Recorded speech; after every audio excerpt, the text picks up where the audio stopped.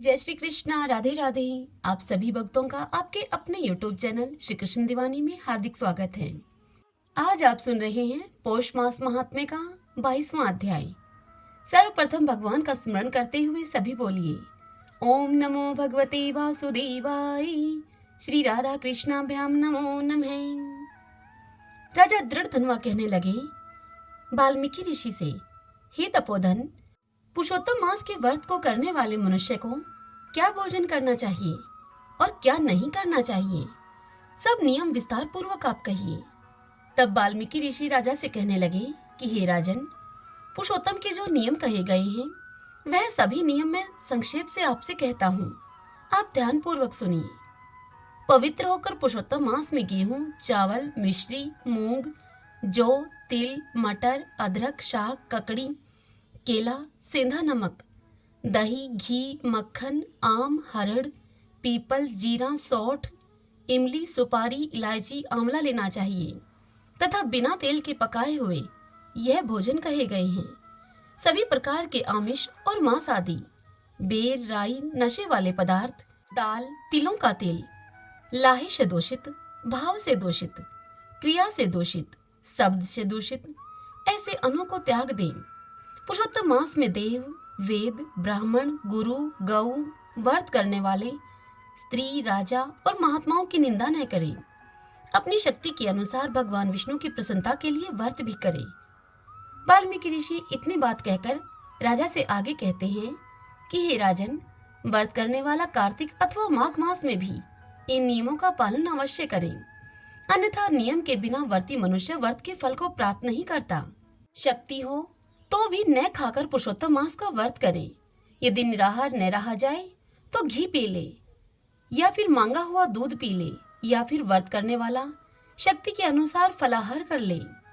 बुद्धिमान पुरुष जैसे व्रत में भंग न पड़े वैसा ही कर ले। पुरुषोत्तम मास में 1,00,000 तुलसी दल से शालिग्राम का पूजन करने से अत्यंत पुण्य होता है। जो इस विधि से पुरुषोत्तम मास का व्रत करते हैं उनको देखकर यमराज के दूत दूर से ही भाग जाते हैं। हे राजन, इस मास का व्रत 100 यज्ञों से भी बढ़कर है। 100 यज्ञों के करने से स्वर्ग को प्राप्त करता है मनुष्य। पृथ्वी में जितने तीर्थ हैं और जितने क्षेत्र हैं वे सब पुरुषोत्तम मास का व्रत करने वाले के शरीर में वास करते हैं। इससे आगे की कथा कल हम अगले अध्याय में सुनेंगे। श्रीमन नारायण नारायण हरि हरि, भजमन नारायण नारायण हरि हरि। अब हम ब्रह्मा वैवर्त पुराण से प्रकृति 5 रूपों में विभक्त है। लक्ष्मी, सरस्वती, सावित्री, राधा और दुर्गा, ये 5 देवियां प्रकृति कहलाती हैं। इस कथा का श्रवण करें। भगवान नारायण नारद जी से यह कथा सुनाते हुए उनसे कहते हैं कि हे नारद, गणेश की जननी दुर्गा, लक्ष्मी, सरस्वती, सावित्री और राधा, ये 5 देवियां प्रकृति कहलाती हैं। इन्हीं पर सृष्टि निर्भर है। यह सुनकर नारद जी ने नारायण भगवान से पूछा कि हे प्रभु, ज्ञानियों में प्रमुख स्थान प्राप्त करने वाले हे साधो, वह प्रकृति कहाँ से प्रकट हुई है, उसका कैसा स्वरूप है, कैसे लक्षण है उसके, तथा क्यों वह 5 प्रकार की हो गई। उन समस्त देवियों के चरित्र, उनके पूजा के विधान, उनके गुण और वे किसके यहाँ कैसे प्रकट हुई, ये सभी प्रसंग आप मुझे बताने की कृपा कीजिए।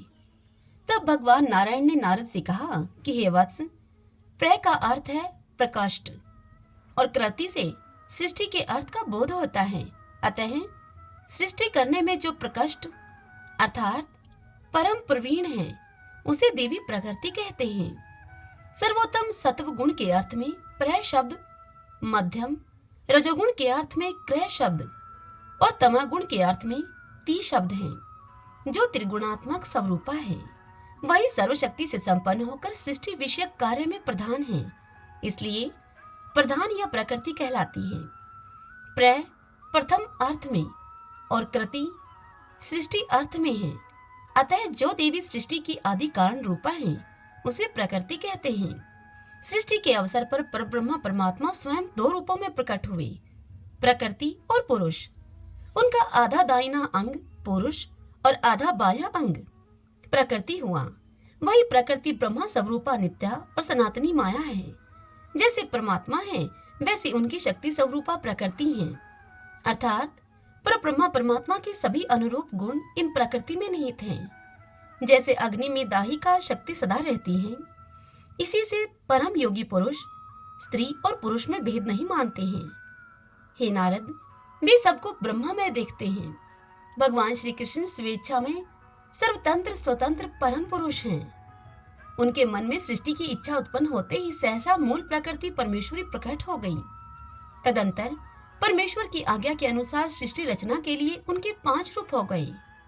भगवती प्रकृति भक्तों के अनुरोध से अथवा उन पर कृपा करने के लिए विविध रूप धारण करती हैं। जो गणेश की माता भगवती दुर्गा हैं, उन्हें शिव स्वरूपा कहा जाता है। ये भगवान शंकर की प्रेयसी भार्या हैं। नारायणी, विष्णु माया और पूर्ण ब्रह्मा स्वरूपिणी नाम से ये प्रसिद्ध हैं। ब्रह्मा आदि देवता, मुनिगण तथा मनु प्रवर्ती सभी इनकी पूजा करते हैं। ये सभी अधिष्ठात्री देवी हैं। सनातन ब्रह्मा स्वरूपा हैं। यश, मंगल, धर्म, श्री, सुख, मोक्ष और हर्ष प्रदान करना इनका स्वाभाविक गुण है। दुख, शोक और उद्वेग को ये दूर कर देती हैं। शरण में आए हुए दीनों एवं पीड़ितों की रक्षा में सदा संलग्न रहती हैं। ये तेजस स्वरूपा हैं। इनका विग्रह परम तेजस्वी है। इन्हें तेज की अधिष्ठात्री देवी कहा जाता है। ये सर्व शक्ति स्वरूपा हैं और भगवान शंकर को निरंतर शक्तिशाली बनाए रखती हैं। सिद्धेश्वरी, सिद्धि रूपा, सिद्धिदाताओं की ईश्वरी, बुद्धि, निद्रा, शुद्धा, पिपाशा, छाया, तंद्रा, दया, स्मृति, जाति, शांति, क्षांति, कांति, भ्रांति, चेतना, तुष्टि, पुष्टि, लक्ष्मी, व्रति और माता, ये सब इनके नाम हैं। श्री कृष्ण पर ब्रह्मा परमात्मा हैं। उनके समीप सर्वशक्ति रूप से ये विराजती हैं। श्रुति में इनके सुविख्यात गुण का अत्यंत संक्षेप में वर्णन किया गया है, जैसा कि आगमों में उपलब्ध होता है। ये अनंता हैं, अतएव इनमें गुण भी अनंत हैं। अब इनके दूसरे रूप का वर्णन करता हूँ तुमसे, सुनो। जो परम शुद्ध सत्व स्वरूपा हैं, उन्हें भगवती लक्ष्मी कहा जाता है। परम प्रभु श्री हरि की वे शक्ति कहलाती हैं। अखिल जगत की सारी संपत्तियां उनके स्वरूप हैं। उन्हें संपत्ति की अधिष्ठात्री देवी माना जाता है। वे परम सुंदरी, अनुपम, संयम रूपा, शांत स्वरूपा, श्रेष्ठ स्वभाव से संपन्न और समस्त मंगलों की प्रतिमा हैं। लोभ, मोह, काम, क्रोध, मद और अहंकार आदि दुर्गुणों से वे सहज ही रहित हैं। भक्तों पर अनुग्रह करना और अपने स्वामी श्री हरि से प्रेम करना उनका स्वभाव है। वे सबकी आदि कारण रूपा और पतिव्रता हैं।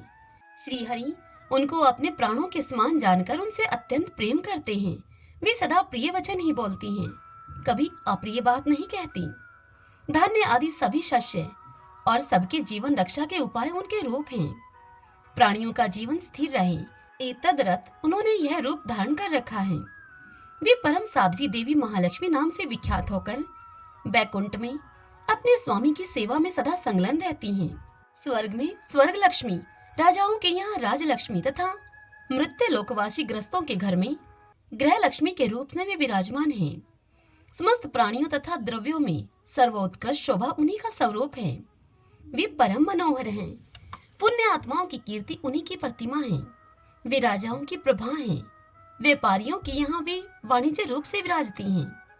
पापी जन जो कलह आदि अशिष्ट व्यवहार करते हैं, उनमें भी इन्हीं की शक्ति है। ये दयामयी हैं, भक्तों की माता हैं और उन पर अपने भक्तों पर अनुग्रह करने के लिए सदा व्याकुल रहती हैं।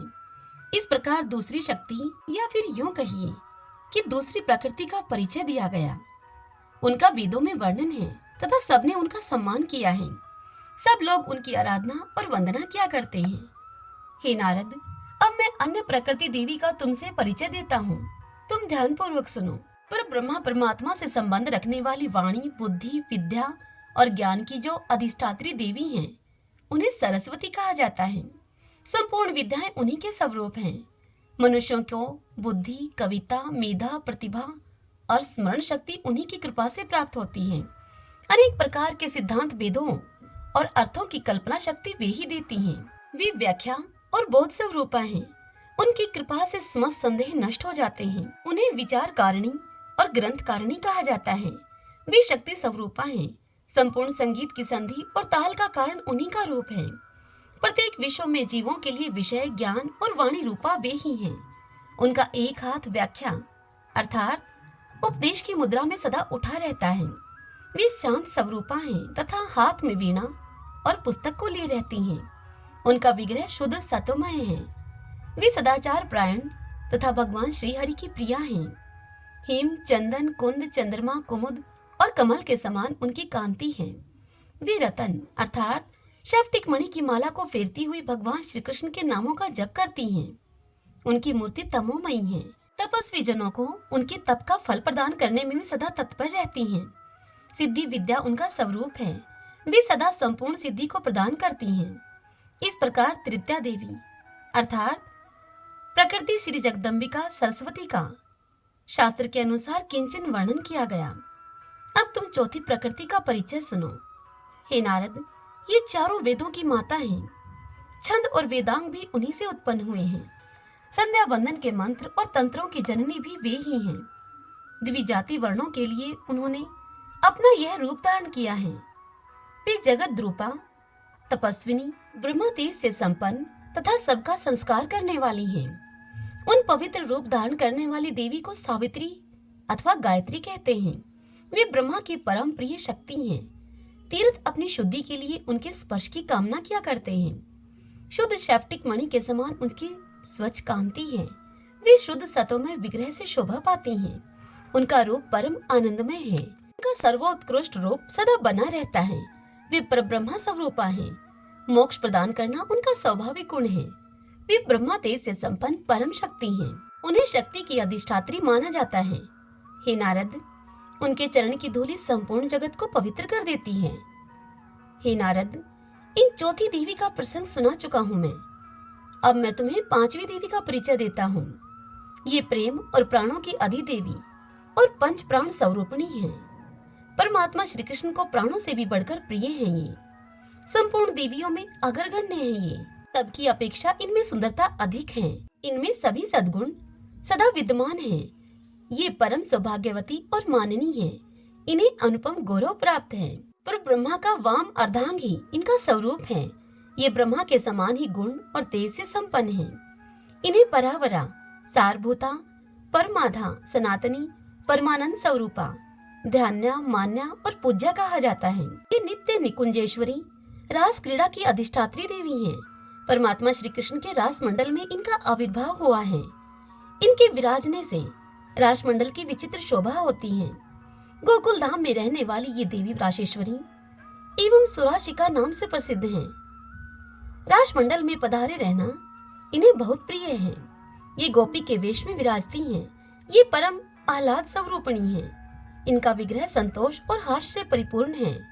ये निर्गुणा, निर्लिप्ता, निराकारा, आत्म स्वरूपिणी इन नामों से विख्यात हैं। अर्थात लौकिक त्रिगुणों से रहित स्वरूप भूत गुणवती, लौकिक विषय भोग से रहित, पांच भौतिक शरीर से रहित दिव्य चिन्मय स्वरूपा श्री कृष्ण की आत्मा, ये इनके नाम हैं। इच्छा और अहंकार से ये रहित हैं। भक्तों पर कृपा करने के लिए ही इन्होंने अवतार धारण कर रखा है। वेदोक्त विधि के अनुसार ध्यान करने से विद्वान पुरुष इनके रहस्य को समझ पाते हैं। सुरेंद्र एवं मुनिंद्र प्रभृति समस्त प्रधान देवता अपने चरम चक्षुओं से इन्हें देखने में असमर्थ हैं। ये अग्नि शुद्ध नीले रंग के दिव्य वस्त्र धारण करती हैं। अनेक प्रकार के दिव्य आभूषण इन्हें सुशोभित किए रहते हैं। इनकी कांति करोड़ों चंद्रमाओं के समान प्रकाशमान है। इनका सर्व शोभा संपन्न श्री विग्रह संपूर्ण ऐश्वर्यों से संपन्न है। भगवान श्री कृष्ण के भक्तों को दास्य रति प्रदान करने वाली एकमात्र यही है, क्योंकि संपूर्ण संपत्तियों में ये इस दास्य संपत्ति को ही परम श्रेष्ठ मानती हैं। श्री विश्वभानु के घर पुत्री के रूप में ये पधारी हैं। इनके चरण कमल का संस्पर्श प्राप्त करके पृथ्वी परम पवित्र हो गई है। हे मुने नारद, जिनको ब्रह्मा आदि देवता नहीं देख सके, वही ये देवी भारतवर्ष में सबके दृष्टिगोचर हो रही हैं। ये स्त्री रत्नों में सार रूपा है। भगवान श्री कृष्ण के वक्षस्थल पर इस प्रकार से विराजती हैं ये, जैसे कि आकाश स्थित नवीन नील मेघों में बिजली चमक रही हो। इन्हें पाने के लिए ब्रह्मा ने 60,000 वर्षों तक तपस्या की है। उनकी तपस्या का उद्देश्य यही था कि इनके चरण कमल के नख के दर्शन ब्रह्मा जी को सुलभ हो जाएं, जिससे कि वे पवित्र बन जाएं। परंतु स्वप्न में भी वे इन भगवती के दर्शन प्राप्त न कर सके। फिर प्रत्यक्ष की तो बात ही क्या है। उसी तप के प्रभाव से ये देवी वृंदावन में प्रकट हुई हैं। धराधाम पर इनका पधारना हुआ है, जहाँ पर ब्रह्मा जी को भी इनका दर्शन प्राप्त हो सका। ये ही पांचवी देवी भगवती राधा के नाम से प्रसिद्ध हैं। इन प्रकृति देवी के अंश, कला, कलांश और कलाशांश भेद से अनेक रूप हैं। प्रत्येक विश्व में संपूर्ण स्त्रियां इन्हीं की रूप मानी जाती हैं। ये 5 देवियां परिपूर्णतम कही गई हैं। इन देवियों के जो प्रधान अंश हैं, अब तुम उनका वर्णन सुनो। भूमंडल को पवित्र करने वाली गंगा इनका प्रधान अंश है। ये सनातनी गंगा जलमयी है। भगवान विष्णु के विग्रह से इनका प्रादुर्भाव हुआ है। पापियों के पापमय ईंधन को भस्म करने के लिए ये प्रज्वलित अग्नि है। इन्हें स्पर्श करने, इनमें नहाने अथवा इनका जलपान करने से पुरुष कैवल्य पद के अधिकारी हो जाते हैं। गोलोक धाम में जाने के लिए ये सुखप्रद सीढ़ी के रूप में विराजमान है। इनका रूप परम पवित्र है। समस्त तीर्थों और नदियों में ये श्रेष्ठ मानी जाती हैं। ये भगवान शंकर के मस्तक पर जटा में ठहरी थी, वहां से निकली और पंक्तिबद्ध होकर भारतवर्ष में आ गई। तपस्वी जन अपनी तपस्या में सफलता प्राप्त कर सकें, तदर्थ शीघ्र ही इनका पधारना हो गया। इनका शुद्ध एवं सतोमय स्वरूप चंद्रमा, श्वेत कमल या दूध के समान स्वच्छ है। मल और अहंकार इनमें लेश मात्र भी नहीं है। ये परम साध्वी गंगा भगवान नारायण को बहुत प्रिय हैं। श्री तुलसी को प्रकृति देवी का प्रधान अंश माना जाता है। ये विष्णु प्रिया हैं। विष्णु को विभूषित किए रहना इनका स्वाभाविक गुण है। भगवान विष्णु के चरणों में ये सदा विराजमान रहती हैं। हे मुने नारद, तपस्या, संकल्प और पूजा आदि सभी शुभ कर्म इन्हीं से शीघ्र संपन्न होते हैं। पुष्पों में ये मुख्य मानी जाती हैं। ये परम पवित्र एवं सदा पुण्य प्रदा हैं। अपने दर्शन और स्पर्श मात्र से ये तुरंत मनुष्यों को परम धाम के अधिकारी बना देती हैं। पापमयी सूखी लकड़ी को जलाने के लिए प्रज्वलित अग्नि के समान रूप धारण करके ये कली में पधारी हैं। कली से यहाँ अभिप्राय कलयुग से है। इन देवी तुलसी के चरण कमल का स्पर्श होते ही पृथ्वी परम पावन बन गई। तीर्थ स्वयं पवित्र होने के लिए इनका दर्शन एवं स्पर्श करना चाहते हैं। इनके अभाव में अखिल जगत के संपूर्ण कर्म निष्फल समझे जाते हैं। इनकी कृपा से मुमुक्षुजन मुक्त हो जाते हैं। जो जिस कामना से इनकी उपासना करते हैं, उनकी वे सारी इच्छाएं पूर्ण हो जाती हैं। भारतवर्ष में वृक्ष रूप से पधारने वाली ये देवी कल्प वृक्ष स्वरूपा हैं। भारतवासियों को त्राण करने के लिए इनका यहाँ पधारना हुआ है। त्राण कहा जाता है उद्धार एवं रक्षा को। ये पूजनियों में परम देवता हैं। प्रकृति देवी के एक अन्य प्रधान अंश का नाम है जरत्कारु। ये कश्यप जी की मानस पुत्री हैं, अतः मनसा देवी कहलाती हैं। इन्हें भगवान शंकर की प्रिय शिष्या होने का सौभाग्य प्राप्त है। ये परम विदुषी हैं। नागराज शेष की बहन हैं। सभी नाग इनका सम्मान करते हैं। नाग की सवारी पर चलने वाली इन अनुपम सुंदरी देवी को नागेश्वरी और नाग माता भी कहा जाता है। प्रधान प्रधान नाग इनके साथ विराजमान रहते हैं। ये नागों से सुशोभित रहती हैं। नागराज इनकी स्तुति किया करते हैं और ये सिद्ध योगिनी हैं और नागलोक में यह निवास करती हैं। ये विष्णु स्वरूपिणी हैं। भगवान विष्णु में इनकी अटल श्रद्धा भक्ति है। ये सदा श्री हरि की पूजा में संलग्न रहती हैं। इनका विग्रह तपोमय है। तपस्वी जनों को फल प्रदान करने में ये परम कुशल हैं। ये स्वयं भी तपस्या करती हैं। इन्होंने देवताओं के वर्ष से 3 लाख वर्ष तक भगवान श्री हरि की प्रसन्नता के लिए तपस्या की है। भारतवर्ष में जितने तपस्वी और तपस्विनियां हैं, उन सब में ये पूज्य और श्रेष्ठ हैं। सर्प संबंधी मंत्रों की ये अधिष्ठात्री देवी हैं। ब्रह्मा तेज से इनका विग्रह सदा प्रकाशमान रहता है। इनको परब्रह्मा स्वरूपा कहते हैं। ये ब्रह्मा के चिंतन में सदा संलग्न रहती हैं। जरत्कारु मुनि भगवान श्री कृष्ण के अंश हैं। उन्हीं की ये पतिव्रता पत्नी है। मुनिवर आस्तिक जो तपस्वियों में श्रेष्ठ गिने जाते हैं, ये देवी उनकी माता हैं। नारद प्रकृति देवी के एक प्रधान अंश को देवसेना कहते हैं। मातृकाओं में ये परम श्रेष्ठ मानी जाती हैं। इन्हें लोग भगवती षष्ठी के नाम से कहते हैं।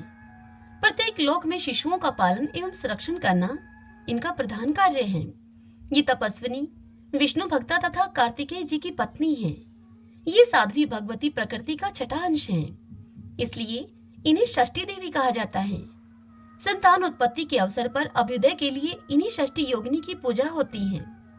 अखिल जगत में 12 महीनों लोग इनकी निरंतर पूजा करते हैं। पुत्र उत्पन्न होने पर छठे दिन सूतिका ग्रह में इनकी पूजा हुआ करती है। यह प्राचीन नियम है। कल्याण चाहने वाले कुछ व्यक्ति 21वें दिन इनकी पूजा किया करते हैं। इनकी मातृका संज्ञा है। ये दया स्वरूपिणी है, निरंतर रक्षा करने में तत्पर रहती हैं। जल, थल, आकाश, ग्रह, जहाँ कहीं भी बच्चों को सुरक्षित रखना इनका प्रधान उद्देश्य है। प्रकृति देवी का एक प्रधान अंश मंगल चंडी के नाम से विख्यात है। ये मंगल चंडी प्रकृति देवी के मुख से प्रकट हुई हैं। इनकी कृपा से समस्त मंगल सुलभ हो जाते हैं। सृष्टि के समय इनका विग्रह मंगलमय रहता है। संहार के अवसर पर ये क्रोधमयी बन जाती हैं। इसीलिए इन देवी को पंडित जन मंगल चंडी कहते हैं। प्रत्येक मंगलवार को विश्व भर में इनकी पूजा होती है। इनके आग्रह से साधक पुरुष पुत्र, पौत्र, धन, संपत्ति, यश और कल्याण को प्राप्त कर लेते हैं। प्रसन्न होने पर संपूर्ण स्त्रियों के समस्त मनोरथ को पूर्ण कर देना इनका स्वभाव ही है। ये भगवती माहेश्वरी कुपित होने पर क्षण मात्र में विश्व को नष्ट कर सकती हैं। देवी काली को प्रकृति देवी का प्रधान अंश मानते हैं। इन देवी के नेत्र ऐसे हैं मानो कमल हों। संग्राम में जब भगवती दुर्गा के सामने प्रबल राक्षस बंधु शुंभ और निशुंभ डटे थे, उस समय ये काली भगवती दुर्गा के ललाट से प्रकट हुई थी। इन्हें दुर्गा का आधा अंश माना जाता है। गुण और तेज में ये दुर्गा के समान ही हैं। इनका परम पुष्ट विग्रह करोड़ों सूर्यों के समान प्रकाशमान है। संपूर्ण शक्तियों में ये प्रमुख हैं। इनसे बढ़कर बलवान कोई है ही नहीं।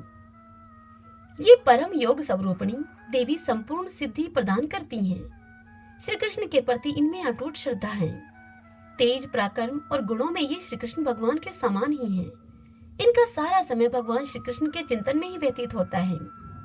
इन सनातनी देवी के शरीर का रंग भी कृष्ण ही है। ये चाहें तो एक श्वास में समस्त ब्रह्मांड को नष्ट कर सकती हैं। अपने मनोरंजन के लिए अथवा जगत को शिक्षा देने के विचार से ही इस संग्राम में दैत्यों के साथ युद्ध करती हैं। सुपूजित होने पर धर्म, अर्थ, काम और मोक्ष सब कुछ देने में ये पूर्ण रूप से समर्थ हैं। ब्रह्मा आदि देवता, मुनिगण, मनु प्रवृत्ति और मानव समाज सब के सब इनकी उपासना किया करते हैं। भगवती वसुंधरा भी प्रकृति देवी के प्रधान अंश से प्रकट हुई है। अखिल जगत इन्हीं पर ठहरा है। ये सर्वशैष्य प्रसूति का अर्थात संपूर्ण खेती को उत्पन्न करने वाली कही जाती हैं। इन्हें लोग रतन करा और रतन गर्भा भी कहते हैं। संपूर्ण रत्नों की खान इन्हीं के अंदर विराजमान है। राजा और प्रजा सभी लोग इनकी पूजा एवं स्तुति करते हैं। सबको जीविका प्रदान करने के लिए ही इन्होंने यह रूप धारण कर रखा है। ये संपूर्ण संपत्ति का विधान करती हैं। ये न रहें तो सारा चराचर जगत कहीं भी ठहर नहीं सकता। हे मुनिवर नारद, प्रकृति देवी की जो जो कलाएं हैं अब तुम उन्हें सुनो, और ये जिन जिन की पत्नियां हैं वह सब भी मैं तुम्हें बताता हूँ। देवी स्वाहा अग्नि की पत्नी है। संपूर्ण जगत में इनकी पूजा होती है। इनके बिना देवता अर्पित की हुई हवि पाने में असमर्थ हैं। यज्ञ की पत्नी को दक्षिणा कहते हैं। इनका सर्वत्र सम्मान होता है। इनके न रहने पर विश्व भर के संपूर्ण कर्म निष्फल समझे जाते हैं। स्वधा पितरों की पत्नी है। मुनि, मनु और मानव सभी इनकी पूजा किया करते हैं। इनका उच्चारण न करके पितरों को वस्तु अर्पण की जाए तो वह निष्फल हो जाती है। वह पितरों तक नहीं पहुंचती। वायु की पत्नी का नाम है देवी स्वस्ति। प्रत्येक विश्व में इनका सत्कार होता है। इनके बिना आदान प्रदान सभी निष्फल हो जाते हैं। पुष्टि गणेश जी की पत्नी है। धरातल पर सभी इनको पूजते हैं। इनके बिना पुरुष और स्त्री सभी क्षीण शक्ति अर्थात शक्तिहीन हो जाते हैं। अनंत की पत्नी का नाम है तुष्टि। सभी लोग इनकी पूजा एवं वंदना करते हैं। इनके बिना संपूर्ण संसार सम्यक प्रकार से कभी संतुष्ट हो ही नहीं सकता। ईशान की पत्नी का नाम है संपत्ति। देवता और मनुष्य सभी इनका सम्मान करते हैं। इनके न रहने पर विश्व भर की जनता दरिद्र कहलाती है। धृति कपिल मुनि की पत्नी है। सब लोग सर्वत्र इनका स्वागत करते हैं। यदि धृति न रहे तो जगत में संपूर्ण प्राणी धैर्य से हाथ धो बैठे। क्षमा यम की पत्नी है।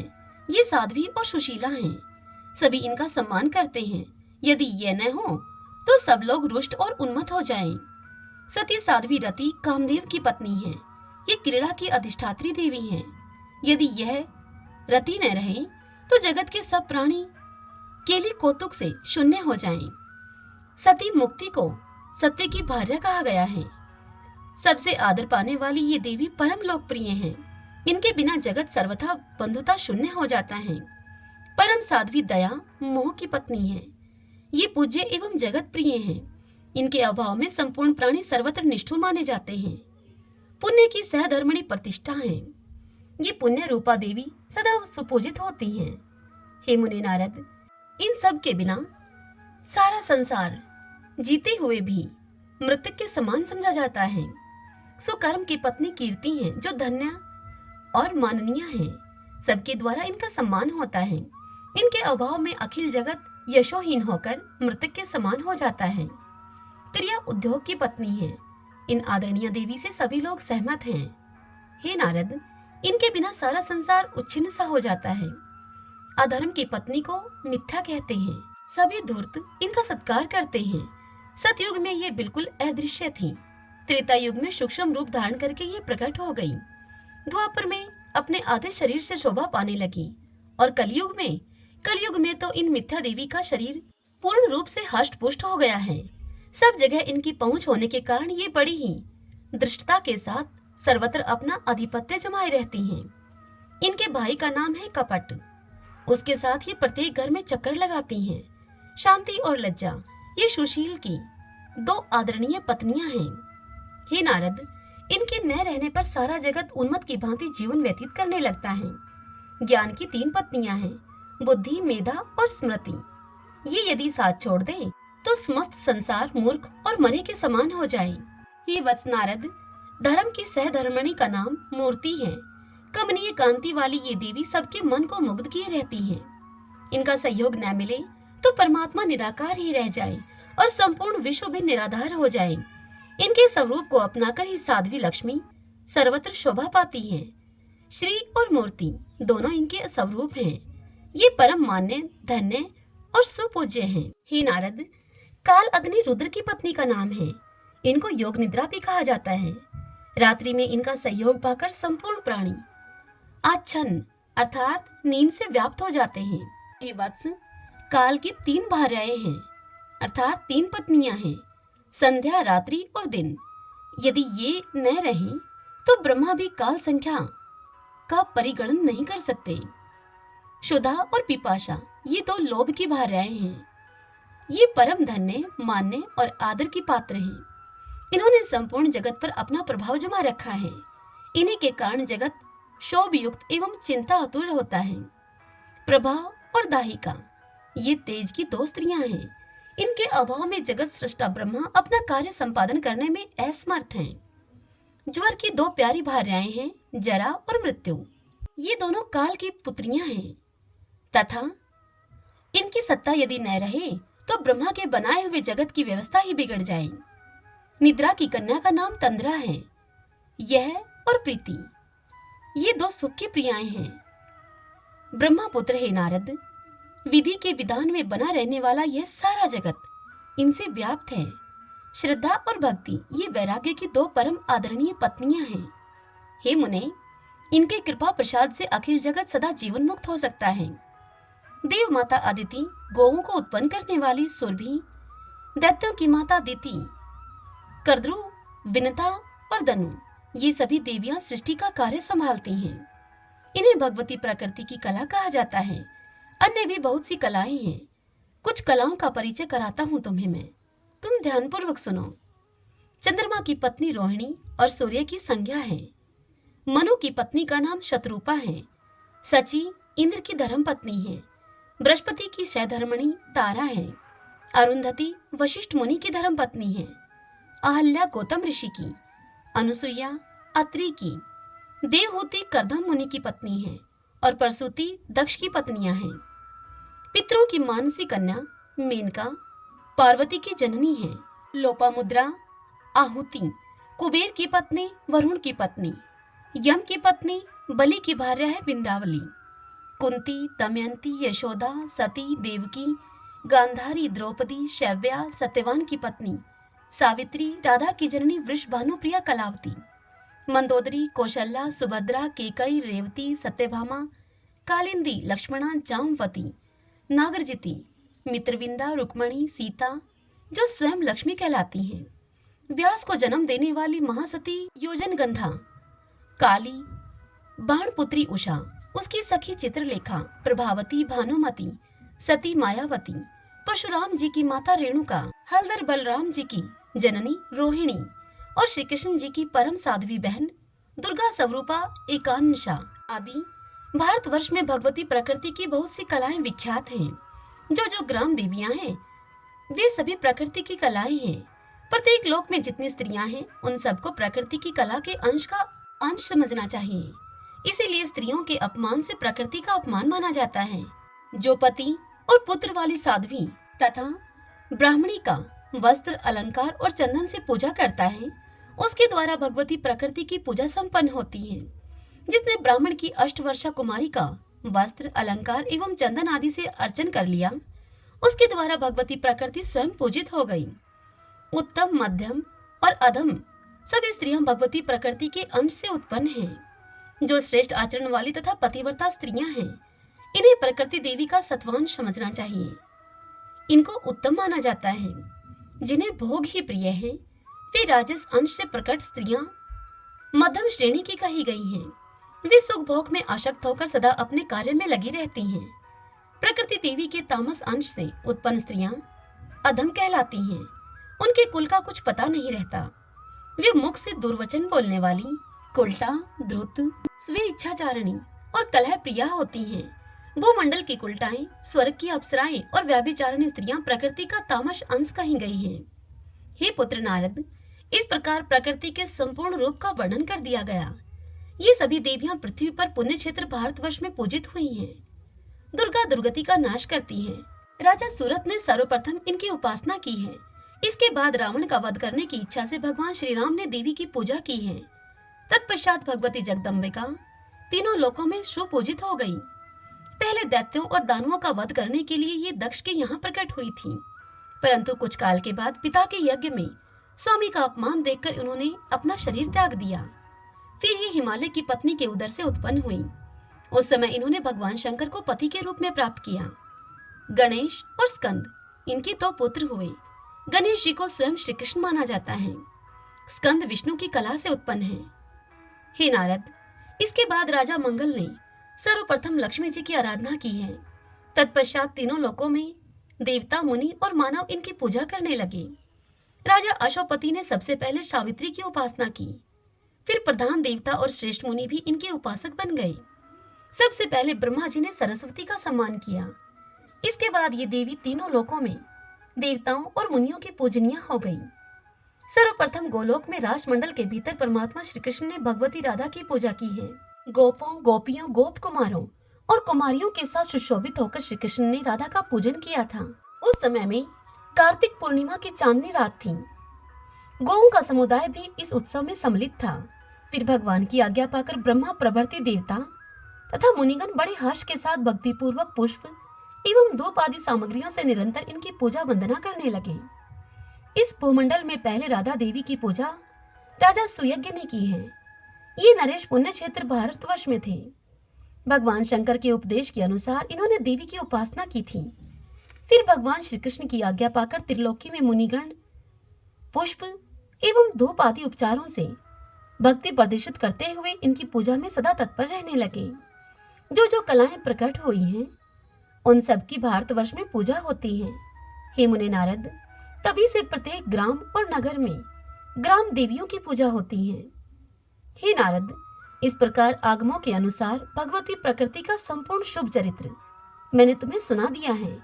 अब तुम और क्या सुनना चाहते हो? इससे आगे की कथा कल हम अगले अध्याय में सुनेंगे। श्रीमन नारायण नारायण हरि हरि, भजमन नारायण नारायण हरि हरि। अधरम मधुरम वदनम मधुरम, नयनम मधुरम, हसितम मधुरम, हृदयम मधुरम, गमनम मधुरम, मधुराधिपति रखिलम मधुरम, मधुराधिपति रखिलम मधुरम, वचनम मधुरम, चरितं मधुरं वसनं मधुरं वलितं मधुरं चलितं मधुरं भ्रमितं मधुरं मधुराधिपतेरखिलं मधुरं मधुराधिपतेरखिलं मधुरं वेणु मधुरो रेणु मधुरः पाणि मधुरः पादो मधुरो नृत्यं मधुरं सङ्ख्यं मधुरं मधुराधिपतेरखिलं मधुरं मधुराधिपतेरखिलं मधुरं गीतं मधुरं पीतं मधुरं भुक्तं मधुरं सुप्तं मधुरं रूपं मधुरं तिलकं मधुरं मधुराधिपतेरखिलं मधुरं मधुराधिपतेरखिलं मधुरं कर्णं मधुरं तर्णं मधुरं हरिणं मधुरं स्मरणं मधुरं वमितं मधुरं शमितं मधुरं मधुराधिपतेरखिलं मधुरं मधुराधिपतेरखिलं